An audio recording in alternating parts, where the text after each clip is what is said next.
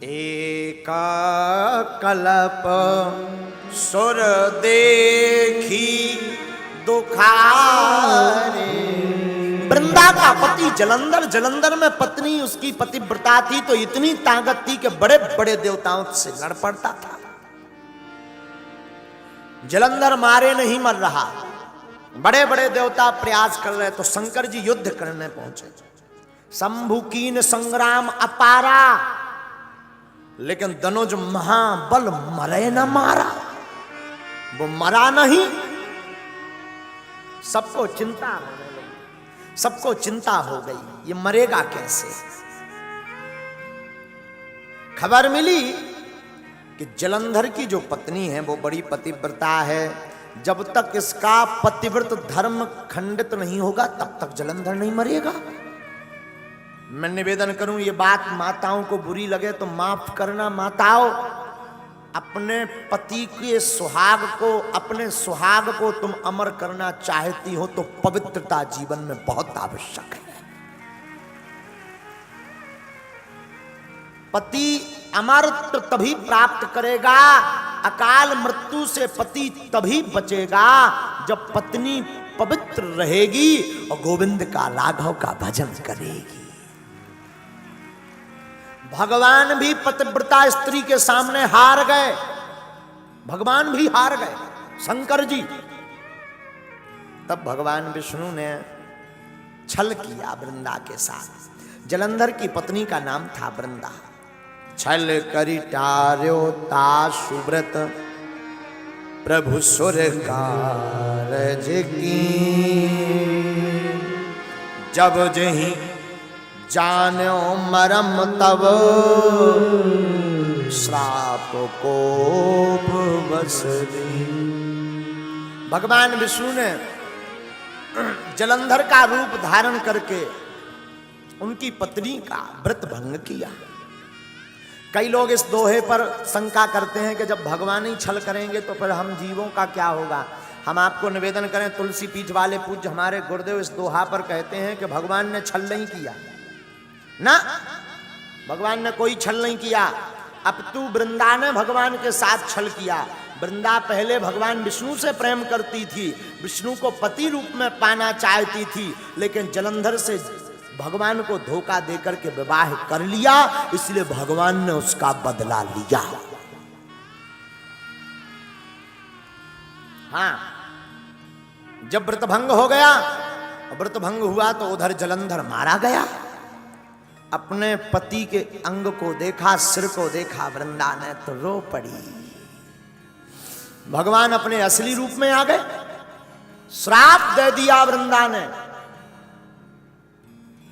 तुमने हमारे साथ छल किया, जाओ मैं श्राप देती हूं, तुम्हें एक अवतार और लेना पड़ेगा, स्त्री के कारण तुम्हें वन वन भटकना पड़ेगा, हमारा पति तुम्हारी पत्नी का हरण करेगा, जाओ ये मेरा श्राप है।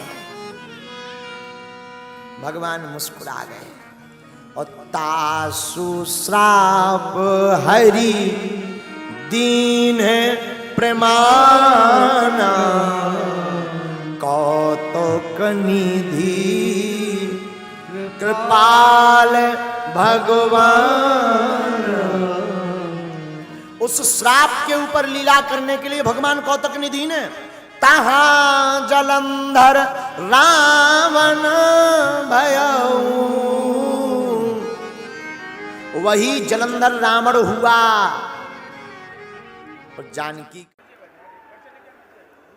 जो सामने खड़े हैं आप लोग भी बांध लो, जिनके पर्चा नहीं बन पाए उनके लिए यह ऐसा अचूक और अटूट उपाय है। पर्चा बने या ना बने, पर्चा उनके लिए है जिन्हें चमत्कार देखना है, पर्चा उनके लिए है जिन्हें बागेश्वर हनुमान जी पर भरोसा नहीं है, पर्चा उनके लिए है जिन्हें शक्तियों पर भरोसा नहीं है। अगर आपको ये भरोसा है, दृढ़ विश्वास है और निश्चित है तो आप इस अर्जी का विधान कर लें। लहसुन प्याज मांस मंदरा बंद कर दें। मंगलवार या शनिवार की महीने में एक बार, 2 महीने में, 3 महीने में, 5 महीने में भी एक बार बागेश्वर धाम की पेशी करना प्रारंभ कर दें। ओम बागेश्वराय नमः। इस मंत्र का जाप करना प्रारंभ कर दें। आप हमसे मिलो या ना मिलो, जो सिद्धियां, जो शक्तियां, जो बागेश्वर बालाजी की कृपा यहां दरबार में लोगों के बैठे मन मस्तिष्क की बातों को ला करके जो असंभव है उसको संभव कर देती हैं, वही शक्तियां, वही बागेश्वर बालाजी की सेना आपके घर पर पहुंच जाएगी और आपकी जिंदगी में चमत्कार होने लगेगा और काम सफल हो जाएगा। जाओ, आशीर्वाद है। घर में बीमारी रहती है, दवा काम नहीं कर रही, नारियल बांध दीजिए, 5 आहुति रोज सन्यासी बाबा के नाम की दीजिए, बागेश्वर बालाजी कृपा करेंगे। एक विशेष बात, यहां पर रुकने वाले लोग कंबल साथ में रखें। कंबल आगामी कथाओं में दरबार में साथ में लेकर आवें, ठंड बहुत है। आगामी कथा 8 तारीख से 14 तारीख तक छतारी, बुलंदशहर, दिल्ली, उत्तर प्रदेश, दिल्ली के आगे उत्तर प्रदेश में है, जहां 2 दिन का दरबार भी लगेगा। आप लोग वहां पर भी कंबल लेकर के ही जावें। जो कथाओं में लगातार हमारा परिवार जा रहा है, कथाओं में आनंद ले रहा है, यहां पर भी आप कंबल की व्यवस्था दिन में ही अरेंज कर लें। वाहन से जाने आने वाले गांव वाले लोग बहुत गंभीरता से वाहन को लेकर जावें, क्योंकि आप जल्दबाजी के चक्कर में किसी भी प्रकार का उपद्रव ना हो।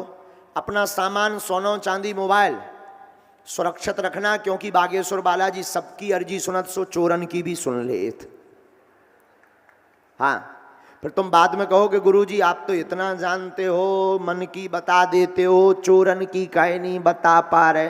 तो 1000 चोर पकड़वा दे, अब आगे की लगी दुश्मनी और बड़ा जात।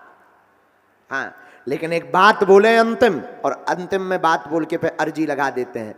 भारत में विज्ञान के युग में अब तो भारत में सब जगह बागेश्वर धाम की नकल होने लगी, वो बात अलग है, लेकिन भारत में विज्ञान के युग में बागेश्वर बालाजी का यह एक ऐसा दिव्य दरबार है जो कहते थे कि हिंदुओं को कि क्या है तुम्हारे धर्म में, क्या है शक्तियां, क्या है, उनके मुंह पर तमाचा मारा जा रहा है। प्रत्यक्ष शक्तियों का दिव्य अनुभव श्री बागेश्वर बालाजी के दरबार में है। कहां पर है? बागेश्वर धाम बालाजी के दरबार में। वहां हमसे नहीं जुड़ना है, किससे जुड़ना है? बागेश्वर बालाजी से जुड़ना है, सन्यासी बाबा से जुड़ना है, दादा गुरुजी से जुड़ना है, ओम बागेश्वराय नमः मंत्र का जाप करना है। हमसे नहीं जुड़ना है, हम तो कबाड़ी मूर्ख आदमी आए, हमारी थोड़ी कोई महिमा है। 2 यहाँ तन की मुट्ठी बांध लो, हमारी जी लगाए दे, और किसी को भी हमारे नाम से, मिलने के नाम से शुल्क फीस दक्षिणा नहीं देना है। अब सामूहिक अर्जी जिनकी लग जाएगी उन्हें नियम करना है, लहसुन प्याज बंद करना है और पेशी भी करनी है। सामूहिक अर्जी का ये परंपरा है। सब लोग कहो, हे बागेश्वर धाम प्रभु, हे बालाजी महाराज, हे सन्यासी बाबा, हे कलयुग के राजा, हम पर कृपा करो, हम पर दया करो, हमारी अर्जी सुनो। हे बागेश्वर बालाजी, हे सन्यासी बाबा, हे दादा गुरुजी, हे कलयुग के राजा, आजीवन पर्यंत आपके चरणों से, आपके धाम से हम जुड़े रहेंगे, हम आते रहेंगे, परंतु हमारी अर्जी सुनो। आपकी जय हो, आपकी जय हो, आपकी जय हो। धीरे धीरे अपने नेत्रों को बंद कर लीजिए।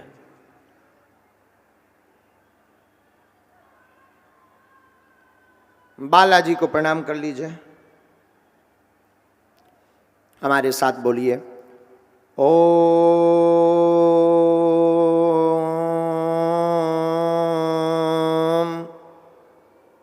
बागेश्वराय नमः। ओम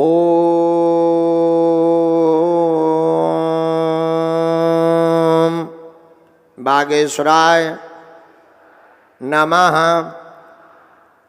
ओम